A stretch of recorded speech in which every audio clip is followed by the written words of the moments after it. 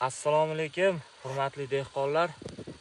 Mana bugun biz Qirg'iziston Respublikasi Qorasuv viloyati Qishabod qishlog'ida turibmiz. Shu turgan 10 sotiylik yer maydonlarga Iordaniyadan keltirilgan Maximus F1 pomidorlarimiz ekilgan. Dehqon akamiz o'zi videoga tushishni xohlamadi. Bizga hamma informatsiyalarni aytib berdi. Bu pomidorlarimiz, ko'rib turgan pomidorlarlar o'sha 4-hosili. Bu pomidorlarimiz 20-aprel 2025-yil ekilgan. Hozir 13-avgust 2025-yil. Bu o'sha 4-hosili pomidorlarimiz. Pomidorlarimizga hech qanaqa kasal tushmagan. Qanaqa dori va qanaqa udabreniya berdingiz deb so'raganimizda, pomidor o'sha gullashni boshlaganda machamina berdim dedi.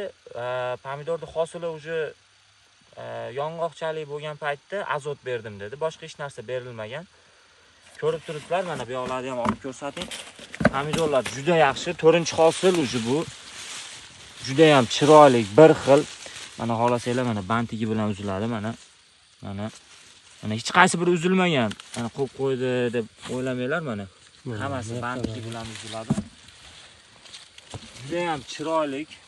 Iordaniyadan keltirilgan Maximus F1 pomidorlarimiz. Kimga shunaqa pomidor urug' boshqa любой turdagi urug'lar kerak bo'lsa, pastda nomerlarimizni qoldiramiz. Andijon, Toshkent, Qirg'iziston, O'zbekiston, любой davlatga yetkazib berish xizmatlarimiz bor. Rahmat katta, e'tiborlar uchun rahmat.